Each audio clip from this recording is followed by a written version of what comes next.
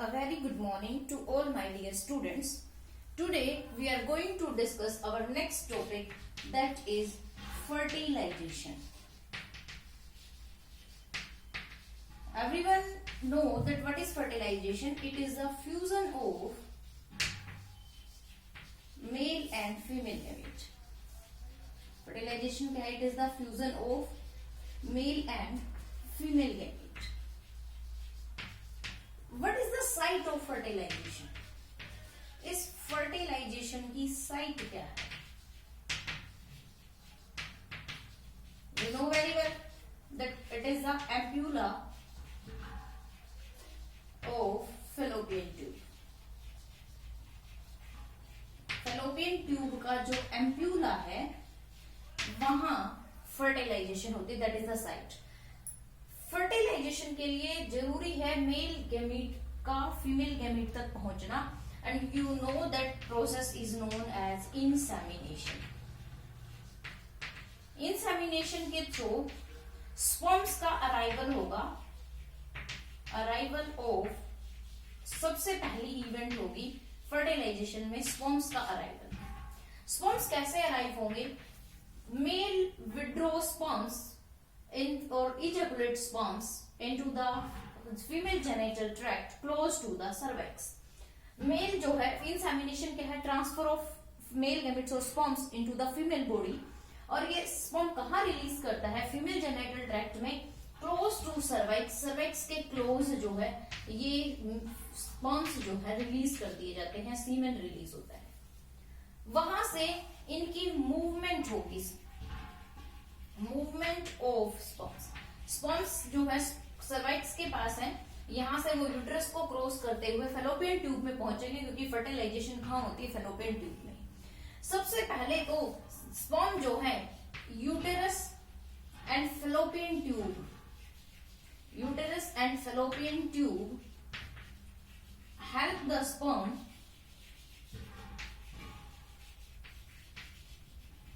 To reach to ampulla.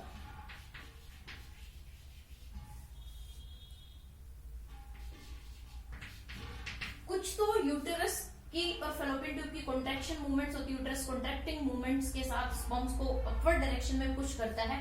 Fallopian tube के सीलिया जो है वो भी स्पर्म को हेल्प करते हैं, और कुछ स्पर्म जो है खुद के एफर्ट से ट्रांसपोर्ट होता है, खुद के एफर्ट से भी ये मूव करता है, क्योंकि सीमेन के अंदर प्रेजेंट है, फ्लूइड के अंदर प्रेजेंट है. उस फ्लूइड में ये इजीली मूव कर सकता है. तो मूवमेंट स्पर्म की पहली यूट्रस की कॉन्ट्रैक्टिंग मूवमेंट्स होंगी जो स्पर्म को ऊपर पुश करेगा. फेलोपियन ट्यूब्स में सीलिया हैं जो स्पर्म को हेल्प करेंगी फर्टिलाइजेशन साइट तक पहुंचने में, और कुछ वो खुद के एफर्ट से पहुंचेगा. अब यहाँ स्पर्म का अराइवल हो चुका है, तो अब अराइवल होगा सेकेंडरी oocyte का. Second is the arrival of secondary oocyte, क्योंकि oocyte से ओव्यूम कब बनेगा? जब वो स्पर्म के कांटेक्ट में आएंगे, जब फर्टिलाइजेशन होगा. This secondary oocyte it is released by ovary. इसको किसने रिलीज किया? It is released by ovary. ये ओवरी से रिलीज हुआ, और यहां से रिलीज होने के बाद जो फेलोपियन ट्यूब की फिम्ब्रिया थी, fimbria collect this secondary oocyte. Fimbria ने सेकेंडरी oocyte को कलेक्ट किया, और जो सीलिया प्रेजेंट है फेलोपियन ट्यूब में, the cilia helps in the movement of the secondary oocyte to the ampulla. Secondary oocyte कहां पहुंचा, कहां रिलीज हुआ? ओवरी ने रिलीज किया. फेलोपियन ट्यूब की फिंगर लाइक प्रोजेक्शंस ने उसको कैच किया, उसको पकड़ा. वहां से वो सीलिया, फेलोपियन ट्यूब के अंदर जो प्रेजेंट है, सीलिया की मूवमेंट से वो सेकेंडरी oocyte एम्प्यूलर रीजन तक पहुंच गए. अब एम्प्यूला में स्पर्म भी पहुंच चुका है और सेकेंडरी oocyte भी पहुंच चुका है. अब फर्टिलाइजेशन होगी, लेकिन उस फर्टिलाइजेशन से पहले एक प्रोसेस होता है, एक टर्म यूज होती है capacitation. And what do you mean by capacitation? की जो सेक्रीशंस हैं फीमेल जेनिटल ट्रैक्ट की, secretions of female genital tract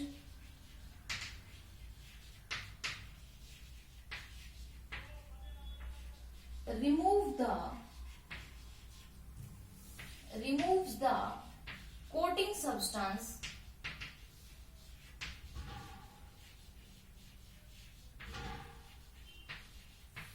of sperm. Sperm के ऊपर कुछ सब्सटेंस की कोटिंग होती है। ये सेक्रीशंस जो है फीमेल जेनिटल ट्रैक्ट की सेक्रीशंस स्पर्म के ऊपर उस कोटिंग को रिमूव कर देती हैं, जिससे उसका एक्रोसोम जो है वो एक्सपोज हो जाएगा। Acrosomes and other parts of sperms become exposed. Other parts of sperms become exposed.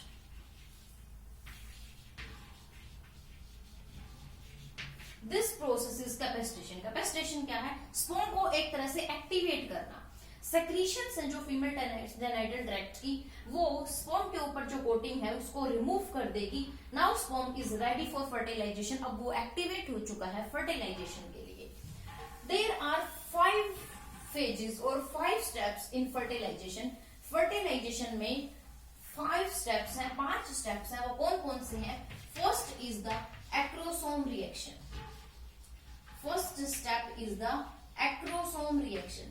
ये क्या है? These are the steps of fertilisation. Acrosome reaction. Second is the cortical reaction. Third one is the sperm entry. Fourth is the karyogamy. And fifth one is the activation of egg.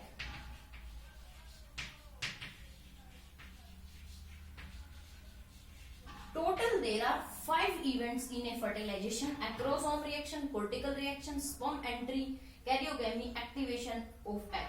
Now we are going to study these reactions or these steps one by one. Firstly, we are talking about acrosome reaction. What happens in acrosome reaction?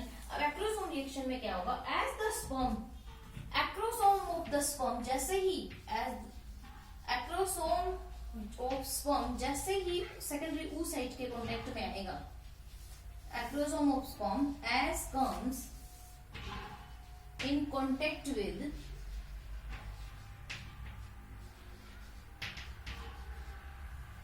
secondary oocyte, it release its hydrolytic enzyme. It release its secretions. ये अपनी secretions को release करेगा और वो secretions क्या हैं? वो है hydrolytic enzymes. Hydrolytic enzymes. जैसे ही स्पर्म्स सेकेंडरी oocyte के कंटेक्ट में आया, इट रिलीज इट्स सेक्रीशन से अपने सेक्रीशंस को रिलीज करेगा।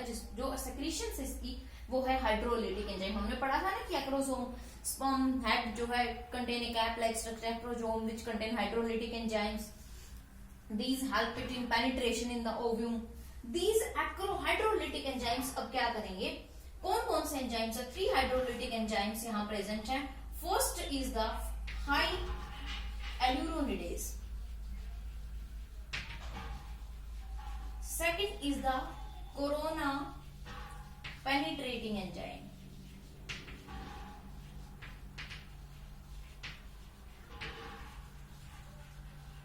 And third one is the Jonah lysine. 3 तरह के मेनली एंजाइम्स प्रेजेंट हैं। हाइलोरिनेडेज का काम क्या है? ये एंजाइम जो है it dissolves the ground substance of follicles. जो फॉलिकल्स हैं उन फॉलिकल्स के ग्राउंड सब्सटेंस को डिसॉल्व करेगा। अब वो पहुंचा कहां? कोरोना रेडिएटा के पास। कोरोना पेनिट्रेटिंग एंजाइम्स ये क्या करेंगे? These enzymes dissolves the corona radiata. जहां स्पर्म का कॉन्टेक्ट होगा सेकेंडरी oocyte में, वहां जो कोरोना रेडिएटा है उस कोरोना रेडिएटा को डिसॉल्व कर देगा।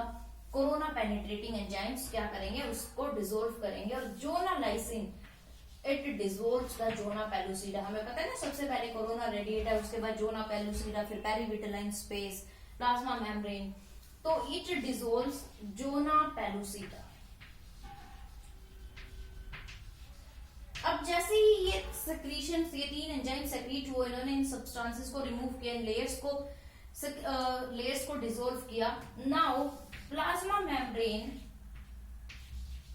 अब क्या होगा, plasma membrane of sperm fuses with the plasma membrane of secondary oocyte.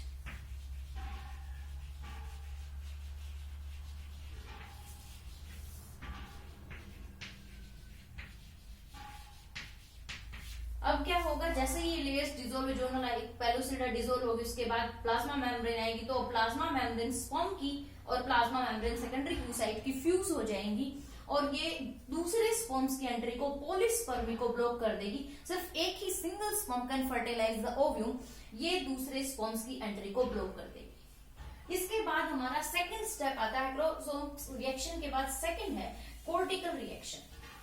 Second step is the cortical reaction. Now we are going to see what happens in this cortical reaction.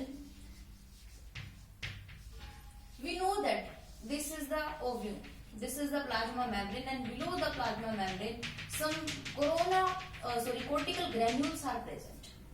हमें पता है कि इस प्लाज्मा मेम्ब्रेन के नीचे cortical granules present हैं. These cortical granules secretes their secretions. Cortical granules secretes the substances. ये कुछ substances secrete करेंगे. कहां secrete करेंगे? Between plasma membrane, this is PM for plasma membrane, plasma membrane and zona pellucida. Second step में क्या होगा, cortical granules present beneath the plasma membrane, these secrete some substances between plasma membrane and zona pellucida. Now zona pellucida become thick. अब जो zona pellucida है ये thick हो जाएगी, becomes thick and prevents the entry of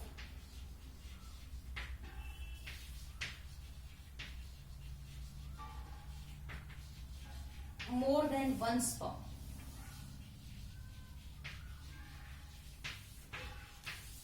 यानी कि polyspermy को prevent करेगी.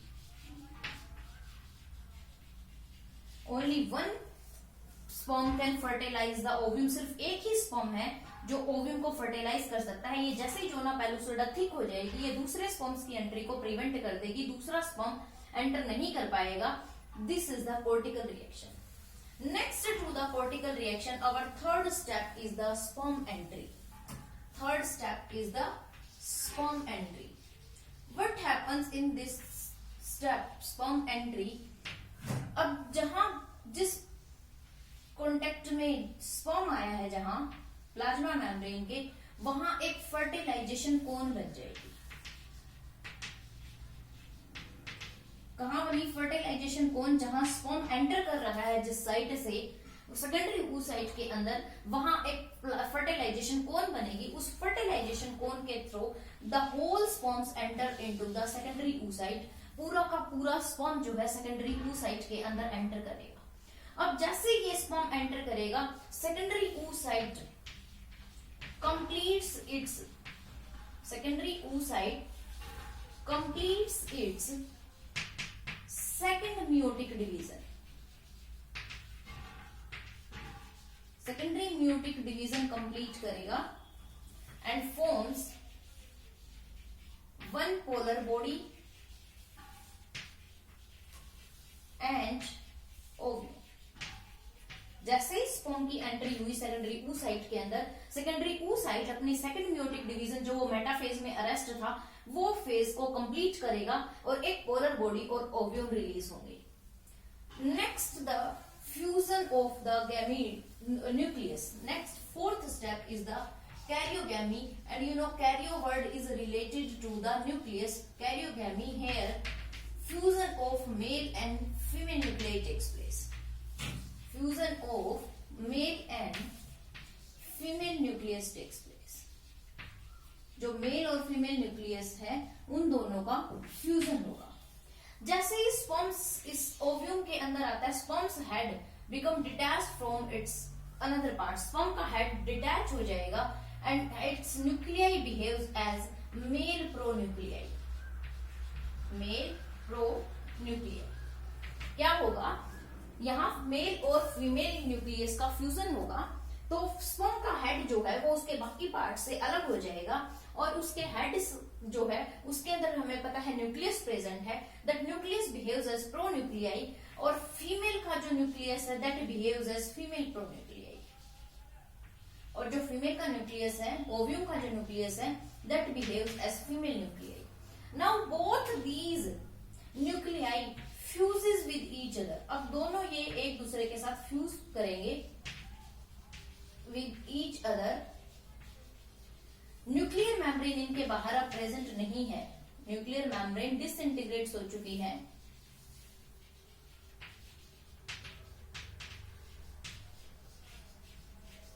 यहाँ क्या है, जब ये दोनों न्यूक्लियाई फ्यूज करेंगे मेल और फीमेल न्यूक्लियाई, तो उनके बाहर न्यूक्लियर मेम्ब्रेन नहीं है।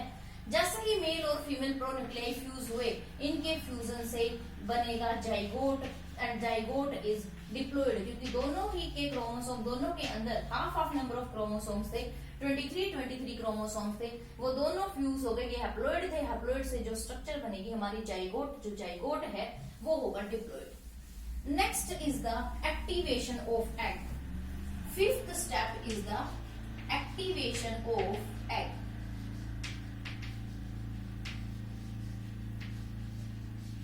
विद इन मिनट्स, जैसे ही जाइगोट बनता है, within minutes it get activated. Within minutes after formation of zygote,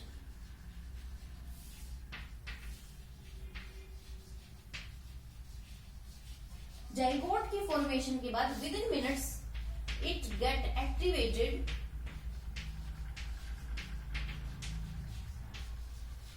metabolism इसके अंदर इंक्रीज हो जाएगा। Metabolism starts,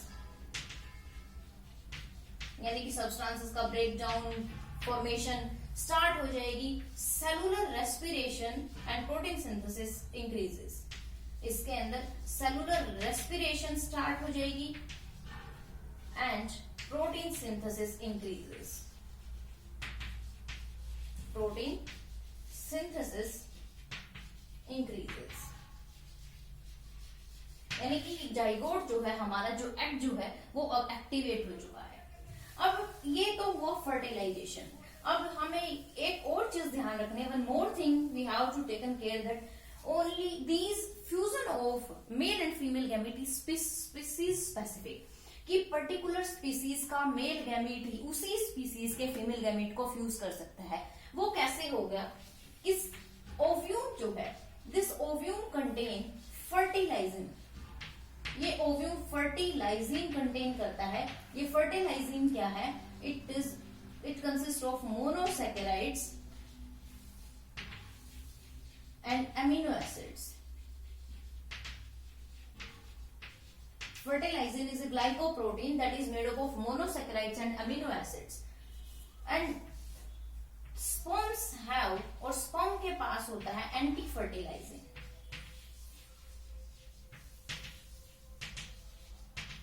This anti-fertilizing, it is made up of acidic amino acid. It is made up of acidic amino acids. Clear हुआ? तो ये fertilizin और anti fertilisation ये species specific होते हैं। ये दोनों एक दूसरे को जैसे ही आइडेंटिफाई करेंगे तभी फ्यूजन होगा। अगर स्पर्म किसी दूसरा ओव्यूम आ जाता है तो ये एंटी फर्टिलाइजन उसको आइडेंटिफाई करेगा, और उसको फर्टिलाइजन, ये पर्टिकुलर फर्टिलाइजन नहीं मिलेगा तो ये उसके साथ फ्यूज नहीं करेगा। ऐसे ही ओव्यूम के पास अगर कोई दूसरा स्पर्म आता है तो ये उसके साथ फ्यूज नहीं करेगा। ओव्यूम और स्पर्म का फ्यूजन स्पीसीज स्पेसिफिक होता है। किसी पर्टिकुलर स्पीसीज का स्पर्म उस पर्टिकुलर स्पीसीज के ओव्यूम को ही फर्टिलाइज कर सकता है, किसी दूसरे को नहीं। ये तो था हमारा फर्टिलाइजेशन। अब क्या है कि इसके बाद एक चीज दी हुई है, वो नेक्स्ट चैप्टर में भी पढ़ेंगे, sex determination. That in our country और हमारे आसपास क्या माना जाता है, that female is responsible for giving birth to baby. Female baby के लिए जो है वो फीमेल रिस्पॉन्सिबल होती है, but as we know that this is not the correct. Male and female. Male having sex chromosomes X, Y. These are sex chromosomes. We know that 46 chromosome or 23 pair of chromosomes are present. 22 autosomes or one pair of sex chromosomes. Male having XY sex chromosome, female having XX chromosome. When gametes are formed, male gametes having either X chromosome, either Y chromosomes, while female gametes or female gametes having X chromosome. सभी female gametes होंगे वो उनमें X chromosome ही होगा. If the male X gamete of male gamete having X chromosome fused with the female, then female is produced, and that if the Y comes from male, female से तो always X comes होगा, X ही आएगा, that is responsible for male. So genetically अगर हम बात करें, not the female, male is responsible for the female baby. Female baby के लिए रिस्पॉन्सिबल मेल है genetically, not the female. Okay, अब क्या है कि हमने बात की कि जाइगोट बन गया, जाइगोट एक्टिवेट हो गया. अब जाइगोट के अंदर डिवीजन स्टार्ट होगी, क्लीवेज स्टार्ट होगी. हमने पढ़ा था जब हम स्टार्टिंग में हमने स्टेप्स की बात की थी. First is the gametogenesis, then insemination, fertilisation के बाद क्लीवेज. क्लीवेज क्या है? It is a series of rapid mitotic divisions. It is a series of rapid mitotic divisions.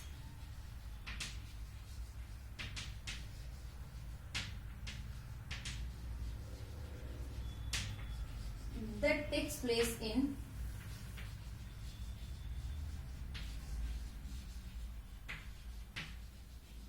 Zygote. इस जाइगोट के अंदर रैपिड माइटोटिक, बहुत स्पीड से माइटोटिक डिवीजन स्टार्ट होंगे. एक सेल, एक से दो, दो से चार, 8, 16. वो रैपिड डिवीजन्स की जो सीरीज है जो जाइगोट में होगी उसको हम क्लीवेज बोलते हैं.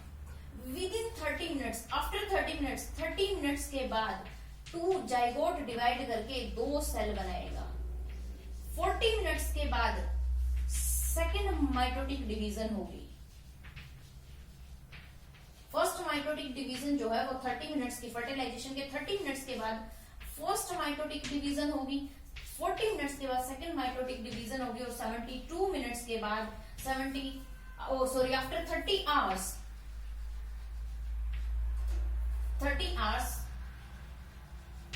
To cell first mitotic division takes place. 40 hours के बाद सेकेंड माइटोटिक डिवीजन होगी और 72 आवर्स के बाद, और we can say after 3 days third mitotic division takes place. तो पहले 1 से 2 सेल्स बनेंगे, 2 से 4, 8,